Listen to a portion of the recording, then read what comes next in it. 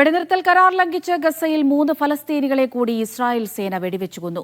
ഗസയിലേക്ക് കൂടുതൽ സഹായത്തിനും ഇസ്രായേലിന്റെ വിലക്ക് തുടരുകയാണ്. ഞായറാഴ്ച റഫ അതിർത്തി തുറക്കുമെന്ന് ഇസ്രായേൽ വിദേശകാര്യമന്ത്രി അറിയിച്ചു. ഗസയിൽ യുദ്ധം പുനരാരംഭിക്കാൻ മടിക്കില്ല എന്ന ഇസ്രായേലിന്റെയും അമേരിക്കയുടെയും ഭീഷണിക്കിടെ ബന്ദികളുടെ മൃതദേഹങ്ങൾ പരമാവധി വേഗത്തിൽ കൈമാറുമെന്ന് ഹമാസ് അറിയിച്ചു.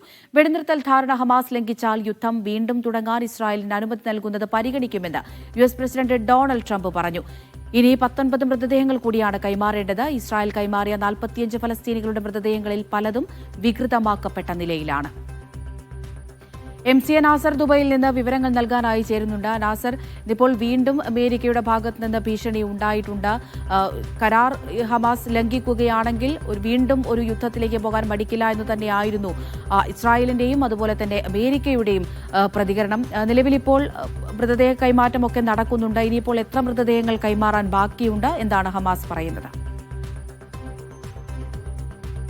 ഇതിൽ ഏറ്റവും പ്രധാനപ്പെട്ട ഒരു വ്യവസ്ഥയുടെ ഭാഗമായിട്ട് 20 ജീവനോടെയുള്ള ബന്ദികളെ കൈമാറാൻ അത് പൂർണ്ണമായി തന്നെ ഹമാസ് അംഗീകരിച്ചു. അതോടൊപ്പം തന്നെ ഈ കരാറിന്റെ ഭാഗമായി തന്നെ വ്യക്തമാക്കിയിരുന്നു അതിന് സമയക്രമം എടുക്കും. കൃത്യമായിട്ടുള്ള ഒരു സമയത്തിനുള്ളിൽ ഈ മൃതദേഹങ്ങൾ കൈമാറണമെന്ന് കരാറിൽ രേഖപ്പെടുത്തിയിട്ടില്ല. പരമാവധി എളുപ്പത്തിൽ സാധ്യമാവുന്ന അത്ര നേരത്തെ തന്നെ ഈ മൃതദേഹം കൈമാറുക എന്നതാണ് കരാറിന്റെ ഭാഗമായിട്ടുള്ളത്. ഇതിനകം തന്നെ 9 മൃതദേഹങ്ങൾ ഇന്നലെ രാത്രി 2 കൈമാറിയത് ഉൾപ്പെടെ 9 മൃതദേഹങ്ങൾ കൈമാറിയിട്ടുണ്ട്. ബാക്കിയുള്ളവ കണ്ടെത്താൻ, കാരണം പൂർണ്ണമായിട്ടും ഇസ്രായേൽ സൈന്യം കടന്നുകയറി അവിടെ ആക്രമണം നടത്തുകയും ആ പ്രദേശം ഒന്നാകെ നിരപ്പാക്കുകയും ചെയ്ത സ്ഥലങ്ങളിലൊക്കെയാണ് ഈ മൃതദേഹ അവശിഷ്ടങ്ങളുള്ളത്. അത് കണ്ടെടുക്കുക എന്നത് കുറച്ച് ദുഷ്കരമായിട്ടുള്ള ഒരു പ്രവൃത്തിയാണ്. അതോടൊപ്പം തന്നെ ഇപ്പോൾ ഇസ്രായേൽ സൈന്യം നിലയുറപ്പിച്ച ആ പ്രദേശങ്ങളിലും ഇപ്പോൾ മൃതദേഹങ്ങൾ ഉണ്ട് എന്ന ഒരു നിർദ്ദേശം മധ്യസ്ഥ രാജ്യങ്ങളെ ഹമാസ് നേതൃത്വം അറിയിച്ചിട്ടുണ്ട്. അതുകൊണ്ട് ഇത് കണ്ടെത്തേണ്ട ഒരു പ്രായോഗികമായിട്ടുള്ള ബുദ്ധിമുട്ട് മാത്രമാണ് ഇപ്പോൾ ഉള്ളത്. എത്രയും പെട്ടെന്ന് തന്നെ ആ കരാറിൽ സൂചിപ്പിച്ചതുപോലെ എല്ലാ ബന്ദികളുടെയും മൃതദേഹങ്ങൾ ഇസ്രായേലിന് കൈമാറുമെന്ന് ഹമാസ് നേതൃത്വം അറിയിച്ചിട്ടുണ്ട്. മധ്യസ്ഥ രാജ്യങ്ങളും ഇക്കാര്യം ഇന്നലെ ട്രംപിനെ നേരിട്ട് തന്നെ അറിയിച്ചു. അതിന്റെ അടിസ്ഥാനത്തിലാണ് ട്രംപിന്റെ ഒരു പ്രതികരണം വന്നത്. ഇത് കണ്ടെടുക്കുക എന്നത് അത്ര എളുപ്പമുള്ള കാര്യമല്ല, വളരെ വളരെ ദുഷ്കരമാണ്. പിന്നെ പല പ്രക്രിയകളിലൂടെ തന്നെ ഇത് കടന്നു പോകണം. എങ്കിൽ മാത്രമേ മൃതദേഹങ്ങൾ പൂർണ്ണമായിട്ടും കൈമാറുന്ന ഒരു സാഹചര്യത്തിലേക്ക് വരാൻ പറ്റൂ എന്ന് ട്രംപ് തന്നെ ഔദ്യോഗികമായിട്ട് വ്യക്തമാക്കിയതാണ്. അതിനിടയിലും ശക്തമായിട്ടുള്ള മുന്നറിയിപ്പുകൾ ഹമാസിന് നൽകിക്കൊണ്ട് യുദ്ധം പുനരാരംഭിക്കാൻ ഇസ്രായേലിനെ തങ്ങൾ പ്രേരിപ്പിക്കും, അല്ലെങ്കിൽ ഈ കരാർ പാലിക്കുക എന്ന ആ ഒരു കടമ ഹമാസ് നിറവേറ്റിയിട്ടില്ലെങ്കിൽ അടുത്ത നീക്കത്തിലേക്ക് തങ്ങൾ പോകുമെന്നൊക്കെ അമേരിക്കൻ ഭരണകൂടം തന്നെ മുന്നറിയിപ്പ് നൽകുന്ന ഒരു സാഹചര്യം കൂടിയുണ്ട്.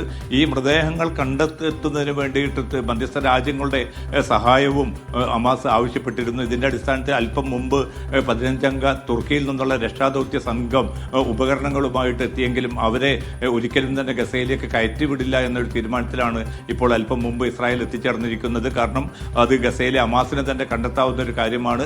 അതിന് ഈ തുർക്കിയിൽ നിന്നുള്ള സംഘം വരേണ്ട ആവശ്യമില്ല എന്ന് പറഞ്ഞുകൊണ്ട് ഈ പ്രക്രിയ അനിശ്ചിതമായിട്ട് നീട്ടിക്കൊണ്ടുപോകുന്ന ഒരു കാര്യം ഒരു ഭാഗത്ത് നടക്കുന്നു. അതോടൊപ്പം തന്നെയാണ് തുടർച്ചയായിട്ടുള്ള ആക്രമണങ്ങൾ. ഇന്നിപ്പോൾ 3 ഫലസ്തീനികളാണ് കൊല്ലപ്പെട്ടിരിക്കുന്നത് വെടിയേറ്റ്. കാരണം ഈ വെടിനിർത്തൽ കരാറുള്ളപ്പോൾ അത് അതിനെ ലംഘിച്ചുകൊണ്ടുള്ള ഇസ്രായേൽ നടപടികളെ പോലും അമേരിക്ക വിമർശിക്കുന്നില്ല. അതോടൊപ്പം തന്നെ ഗസയിലേക്ക് കൂടുതൽ ഭക്ഷ്യവസ്തുക്കളും സഹായവും എത്തിക്കണം. ഏതാണ്ട് നിത്യം 600 ട്രക്കുകൾ ഇതിനായിട്ട് അനുവദിക്കണമെന്ന് കരാറിൽ പറഞ്ഞിരുന്നു. പക്ഷെ അത് നടപ്പാക്കാനുള്ള ഒരു നിർദ്ദേശവും അമേരിക്കയുടെ ഭാഗത്തു നിന്നും ഉണ്ടാവുന്നില്ല.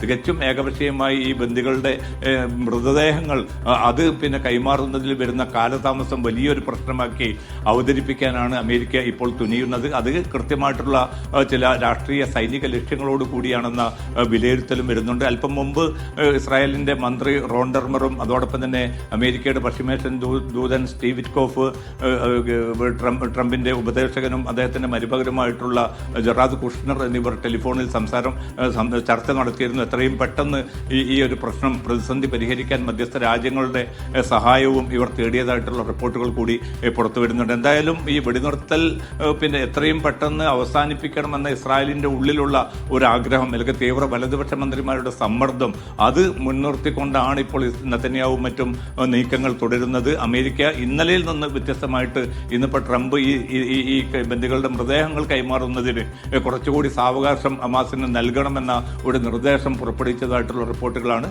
ഏറ്റവും അവസാനം ലഭ്യമാവുന്നത്. അമൃത.